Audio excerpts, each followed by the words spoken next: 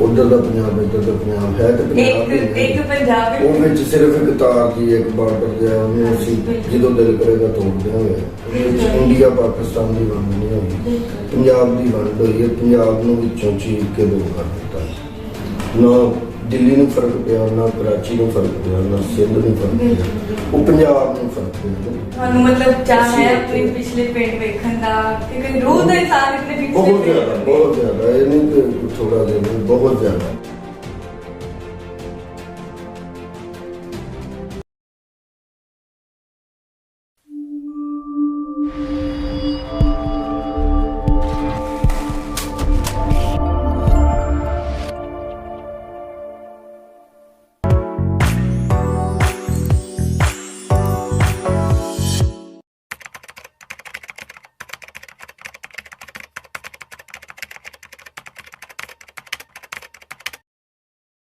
अस्सलाम वालेकुम, सत श्री अकाल, नमस्ते।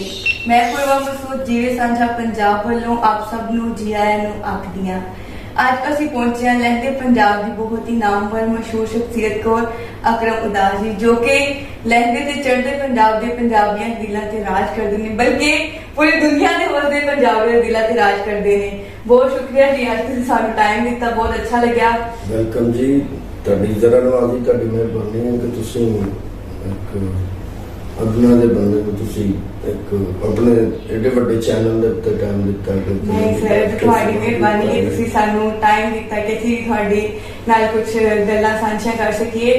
ਤੇ ਜਿਸ ਤਰ੍ਹਾਂ ਕਿ ਤੁਸੀਂ ਥੀਏਟਰ ਤੋਂ ਸ਼ੁਰੂ ਕੀਤਾ ਕੰਮ ਤੇ ਤੁਸੀਂ ਫਿਲਮ ਇੰਡਸਟਰੀ 'ਚ ਵੀ ਬੜਾ ਨਾਮ ਕਮਾਇਆ, ਤੇ ਬਹੁਤ ਮੈਨੂੰ ਹਮੇਸ਼ਾ ਤੋਂ ਮੈਨੂੰ ਚਾਹ ਸੀ ਕਿ ਮੈਂ ਤੁਹਾਡੇ ਤੋਂ ਸਵਾਲ ਕਰਾਂ ਕਿ ਤੁਸੀਂ ਹਮੇਸ਼ਾ ਤੋਂ ਪੰਜਾਬੀ 'ਚ ਹੀ ਆਪਣਾ ਕੰਮ ਕੀਤਾ, ਤੁਸੀਂ ਇੰਨੇ ਪੰਜਾਬੀ ਨਾਲ ਜੁੜੇ ਹੋ, ਤੇ ਤੁਸੀਂ ਕੀ ਵਿਚਾਰ ਸਾਂਝੇ ਕਰਨਾ ਚਾਹੋਗੇ ਕਿ ਪੰਜਾਬੀ ਜ਼ੁਬਾਨ ਦੀ ਅਹਿਮੀਅਤ ਕੀ ਹੈ ਆਪਣੇ ਮੁਆਸ਼ਰੇ 'ਚ ਇਸ ਵਕਤ ਤਾਂ ਜੋ ਖਤਮ ਹੁੰਦੀ ਜਾ ਰਹੀ ਹੈ, ਤੁਸੀਂ ਇਸ ਦੇ ਬਾਰੇ ਕੀ ਕਹਿਣਾ ਚਾਹੋਗੇ?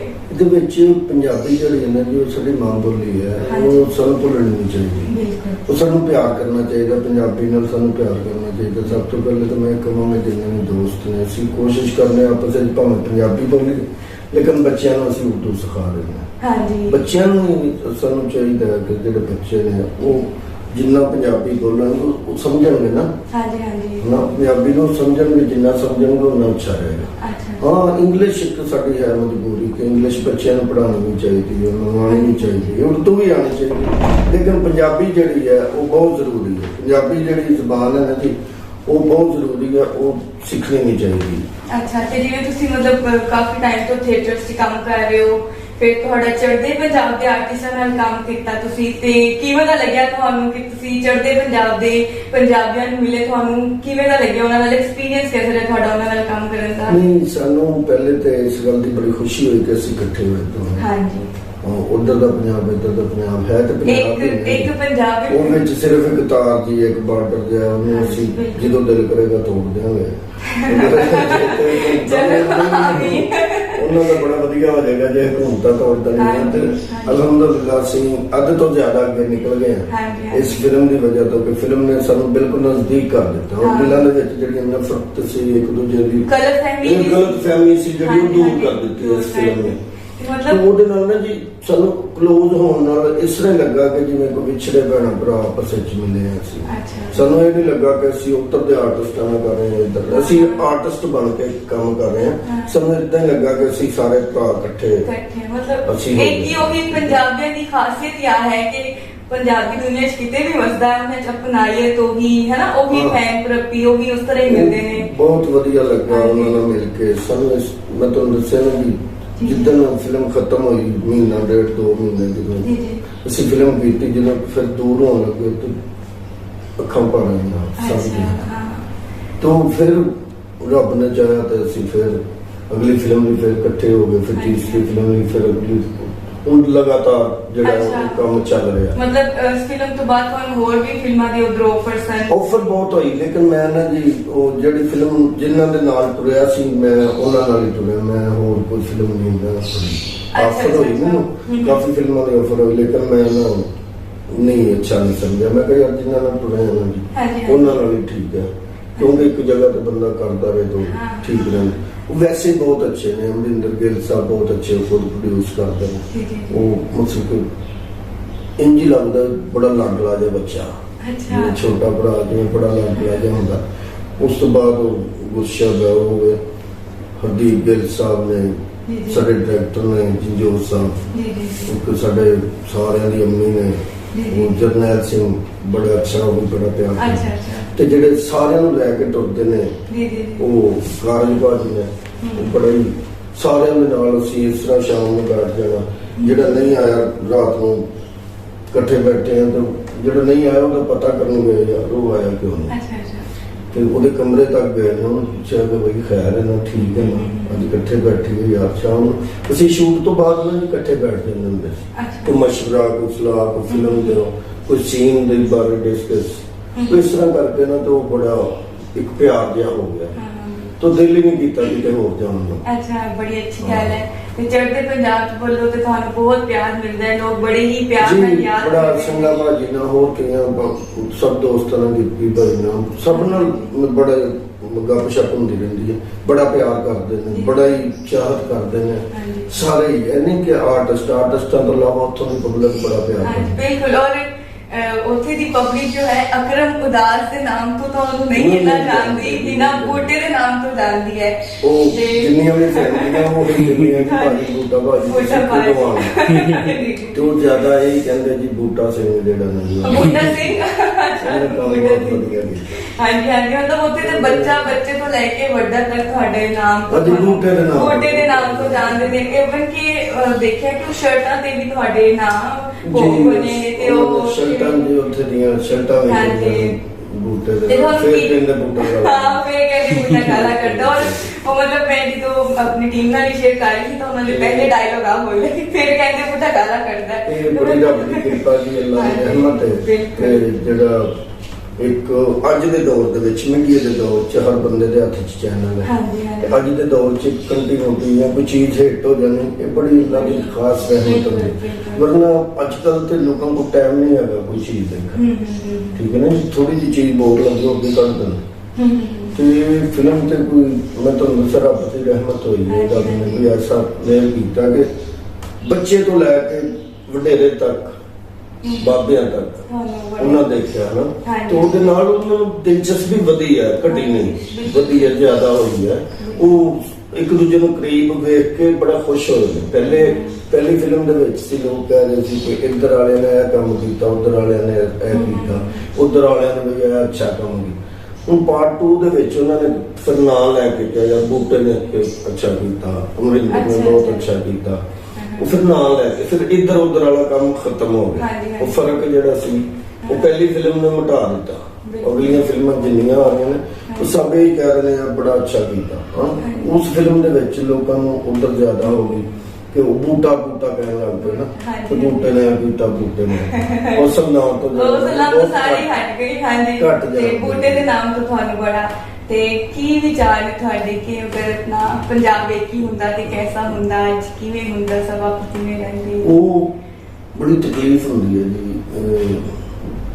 ਸਾਡਾ ਪਾਕਿਸਤਾਨ ਇੰਡੀਆ ਦੇ ਨਾਲ ਜਦੋਂ ਵੰਡ ਹੋਈ ਨਾ, ਜੀ ਜੀ, ਪੰਜਾਬ ਦੀ ਵੰਡ ਹੋਈ, ਜੀ ਉਹਦੇ ਵਿੱਚ ਇੰਡੀਆ ਪਾਕਿਸਤਾਨ ਦੀ ਵੰਡ ਨਹੀਂ ਹੋਈ, ਪੰਜਾਬ ਦੀ ਵੰਡ ਹੋਈ ਹੈ। ਪੰਜਾਬ ਨੂੰ ਵਿੱਚੋਂ ਚੀਰ ਕੇ ਦੋ ਕਰ ਦਿੱਤਾ, ਇੱਕ ਵੇੜੇ ਨੂੰ ਦੋ ਹਿੱਸਿਆਂ ਵਿੱਚ ਤਕਸੀਮ ਕਰ ਦਿੱਤਾ ਗਿਆ।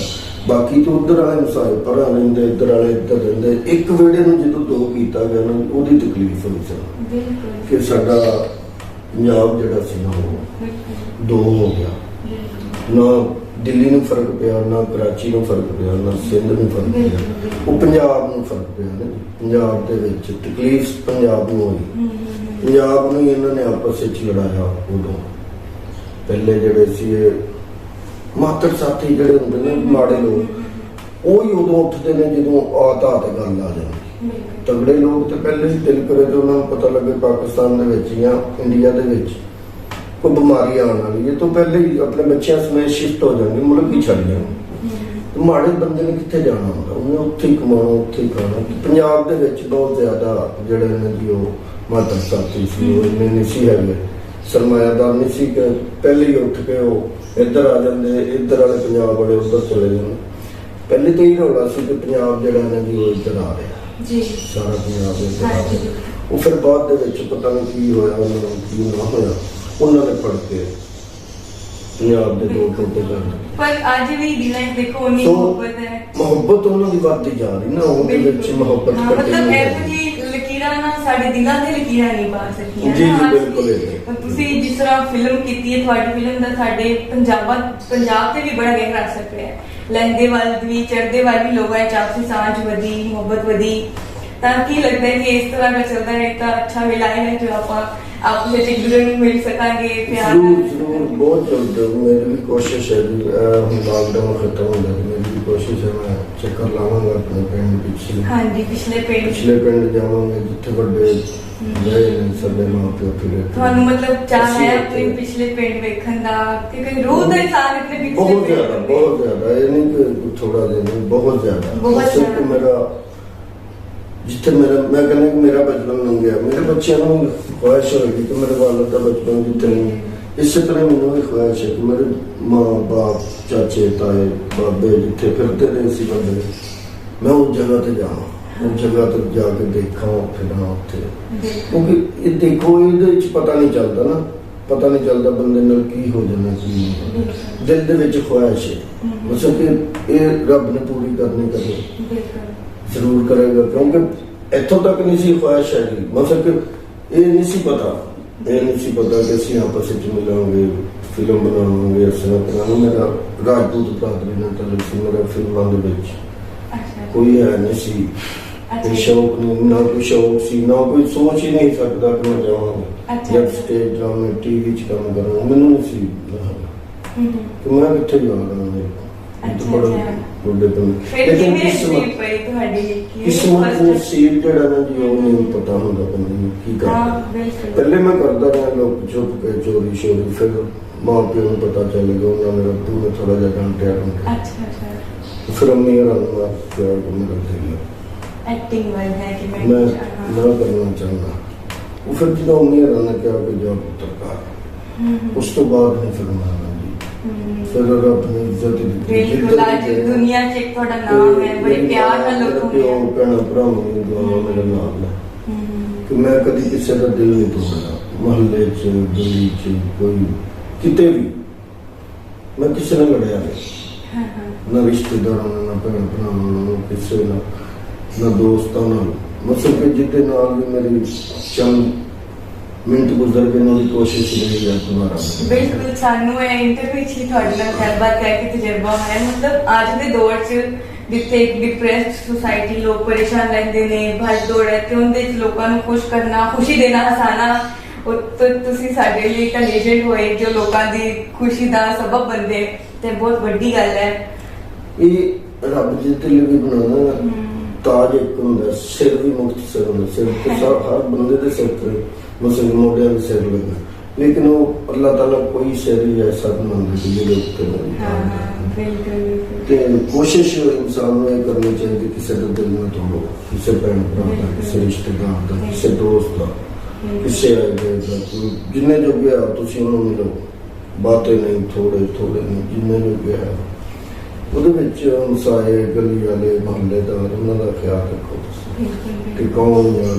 ਪਤਾ ਹੁੰਦਾ ਬੰਦਾ ਮੂੰਹ ਨਹੀਂ ਕਹਿੰਦਾ ਨਾ ਕਿ ਮੈਂ ਖਾਣਾ ਨਹੀਂ ਖਾਂਦਾ ਜਾਂ ਮੇਰੇ ਕੋਲ ਕੁਛ ਨਹੀਂ, ਬੰਦੇ ਨੂੰ ਪਤਾ ਹੁੰਦਾ, ਜਿਹੜੇ ਮੁਹੱਲੇ 'ਚ, ਗਲੀ 'ਚ, ਦੋਸਤਾਂ 'ਚ ਰਹਿੰਦਾ ਹੋਵੇ, ਉਹਨੂੰ ਪਤਾ ਹੁੰਦਾ ਕਿ ਯਾਰ ਇਹ ਜਿਹੜਾ ਨਾ ਕੀ ਬੰਦਾ ਇਹਦੇ ਕੋਲ ਹੈ ਵੀ ਕੁਛ ਨਹੀਂ, ਮੰਗੇਗਾ ਵੀ ਨਹੀਂ। ਬੰਦਾ ਕਿਸੇ ਨਾ ਕਿਸੇ ਬਹਾਨੇ ਕਿਸੇ ਉਹਦੇ ਨਾਲ ਨਾ ਦੀ ਹੈਲਪ ਕਰ ਦੇਣੀ ਚਾਹੀਦੀ।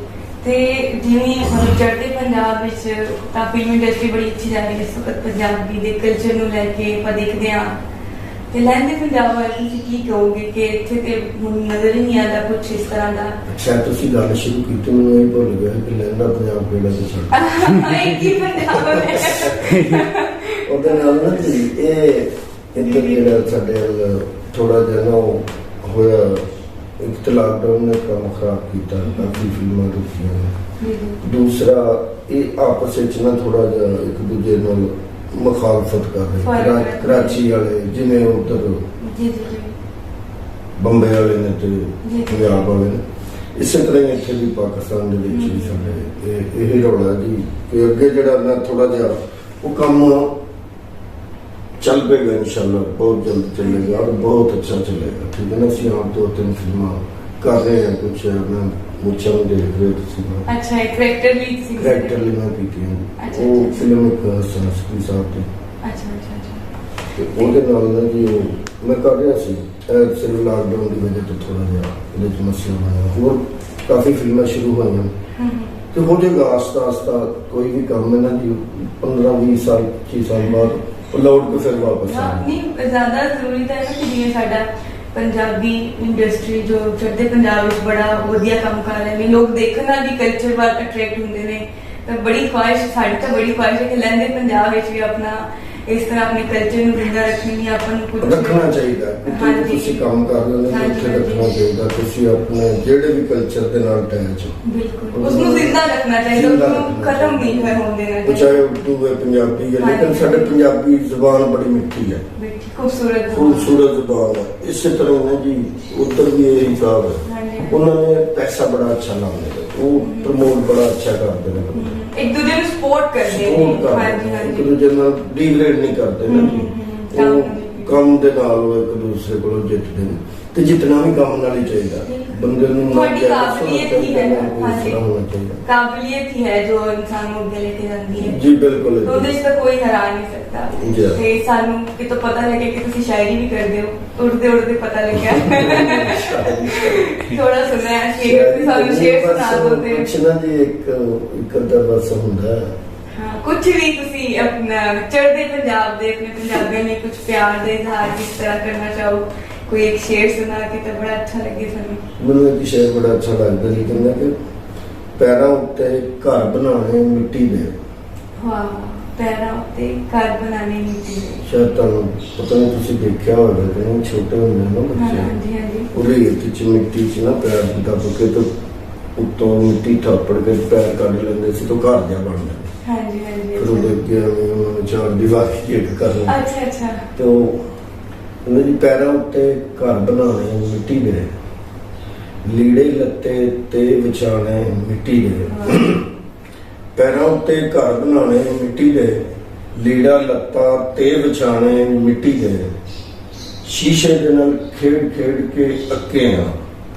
ਦਿਲ ਮੰਗਦਾ ਹੈ ਫੇਰ ਖਡਾਉਣੇ ਮਿੱਟੀ ਦੇ ਬਹੁਤ ਖੂਬਸੂਰਤ ਤੇ ਉਹ ਜਿਹੜੀਆਂ ਯਾਦਾਂ ਲੰਘੀਆਂ ਹੁੰਦੀਆਂ ਨਾ ਬੰਦੇ ਹਾਂਜੀ ਹਾਂਜੀ ਤਾਂ ਬੰਦਾ ਜਿੰਨਾ ਮਰਜ਼ੀ ਲੈ ਵਿੱਚ ਚਲਾ ਜਾਏ ਖੁੱਲੇ ਵਿੱਚ ਘਰਾਂ ਚਲਾ ਜਾਏ ਇੱਧਰ ਉੱਧਰ ਚਲਾ ਜਾਏ ਤੇ ਕਿਸੇ ਟਾਈਮ ਦਿਲ ਕਰਦਾ ਬੰਦੇ ਦਾ ਪੁਰਾਣੇ ਤਸਮੇ ਬੰਦ ਹੋਏ ਹੋਣ ਬੂਟ ਪਾਏ ਹੋਣ ਤੇ ਐਵੇਂ ਮਿੱਟੀ ਵਾਲਾ ਵੇਖ ਕੇ ਬੰਦੇ ਤੇ ਦਿਲ ਕਰਦਾ ਕਿ ਯਾਰ ਉਹੀ ਹਰਕਤ ਕਰੋ ਤਸਮੇ ਲਾ ਕੇ ਨਾ 2-3 ਵਾਰੀ ਠੁੱਡ ਮਾਰ ਮਿੱਟੀ ਡਾਵਾਂ ਇੱਧਰ ਨੂੰ 2-3 ਵਾਰੀ ਡਾਵਾਂ तो बड़ा मजेदार एक ਹੁੰਦਾ ਜੀ ਸਮਾਂ ਉਹ ਸਮਾਂ ਨਹੀਂ ਭੁੱਲਦਾ ਬੰਦਾ ਜਿਹੜਾ ਪਿੰਡਾਂ ਥਾਵਾਂ ਚ ਉਹ ਸਾਡਾ ਕਲਚਰ ਹੈ ਪਿੰਡਾਂ ਹੀ ਰਹਿ ਗਿਆ ਹੁਣ ਤਾਂ ਆਪਣਾ ਮੂਲੀਆਂ ਪੁੱਟ ਕੇ ਖਾ ਲੈਣੀਆਂ ਗੋਂਗਲੂ ਪੁੱਟ ਕੇ ਖਾ ਲੈਣੇ ਪਨੀਰ ਨਾਲ ਸਾਫ਼ ਕਰਨੇ ਸਾਫ਼ ਕਰਕੇ ਖਾ ਲੈਣੇ ਕਿੰਨਾ ਸੋਹਣਾ ਹੈ ਸਭ ਬੜਾ ਸੋਹਣਾ ਲੱਗਦਾ ਸੀ ਬੜਾ ਵਧੀਆ ਲੱਗਦਾ ਸੀ ਹੁਣ ਤੇ ਆ ਕੇ ਜਿਹੜਾ ਨਾ ਜੀ ਉਹ ਬੜਾ ਇੱਕ ਰੈਡੀਮੇਡ ਜੀ ਜ਼ਿੰਦਗੀ ਬਣ ਗਈ ਹੈ ਤੋਂ ਨਸ ਭਾਜੀ ਨਹੀਂ ਫਿਰ ਚਾਹ ਲੈਂਦੀ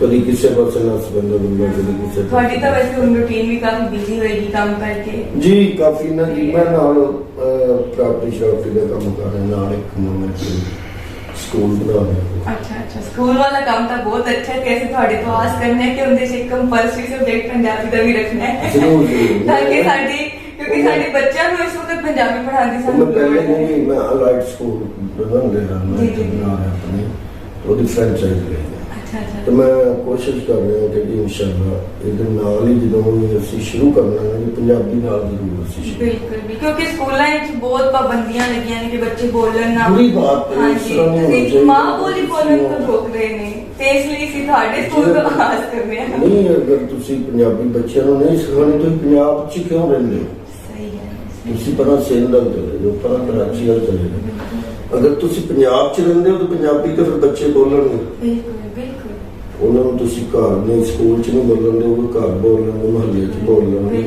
ਜਿੰਨੀ ਦੇਰ ਤੱਕ ਸਾਡੀ ਮਾਂ ਬੋਲੀ ਜ਼ਿੰਦਾ ਹੈ ਜ਼ਿੰਦਾ ਰਹੇਗੀ ਇਹ ਖਤਮ ਨਹੀਂ ਹੋਣਾ ਇਹ ਆਉਣ ਵਾਲੇ ਬੱਚੇ ਵੀ ਜਿਹੜੇ ਨੇ ਜੀ ਉਹ ਇਨਸ਼ਾਅੱਲਾ ਮੇਰੀ ਕੋਸ਼ਿਸ਼ ਹੈ ਕਿ ਪੰਜਾਬ ਦੇ ਵਿੱਚ ਨਾ ਜੀ ਸਾਡੇ ਕੋਲ ਆਏ ਸਨ ਮਿਨਿਸਟਰ ਮੈਂ ਉਹਨਾਂ ਨਾਲ ਵੀ ਗੱਲ ਕੀਤੀ ਸੀ ਜੀ ਕਲਚਰ ਦੇ ਮੈਂ ਉਹਨਾਂ ਨਾਲ ਵੀ ਗੱਲ ਕੀਤੀ ਮੈਂ ਕਿਹਾ ਜੀ ਸਾਡਾ ਪੰਜਾਬੀ ਕਹਿਣਾ ਜਿਹੜਾ ਬੰਦ ਕੀਤਾ ਗਿਆ ਸ਼ੁਰੂ ਹੋ ਗਿਆ ਉਹ ਸਾਡੇ ਲਈ ਬੜਾ ਅੱਛਾ ਹੋਵੇਗਾ ਕਿ ਸਾਡੇ ਬੱਚਿਆਂ ਨੂੰ ਪਤਾ ਹੋਏਗਾ। ਜੀ ਜੀ ਅਜੇ ਪਿਛਲੇ ਵਕਤ ਨੂੰ ਅਸੀਂ ਕਿਸੇ ਨੂੰ ਕਹਿੰਦੇ ਯਾਰ ਪੰਜਾਬੀ ਤੋਂ ਪੜ੍ਹ ਕੇ ਸੁਣਾ, ਉਹ ਖਤਮ ਹੁੰਦੀ ਜਾ ਰਹੀ ਹੈ। ਬੱਚਾ ਜਿਹੜਾ ਪੜ੍ਹਿਆ ਲਿਖਿਆ ਉਹ ਫੜ ਕੇ ਪੰਜਾਬੀ ਬੋਲਣ ਲੱਗ ਪਿਆ, ਪੜ੍ਹਨ ਲੱਗ ਪਿਆ। ਮਜ਼ਾ ਤਾਂ ਆਉਂਦਾ। ਬਿਲਕੁਲ ਬਿਲਕੁਲ।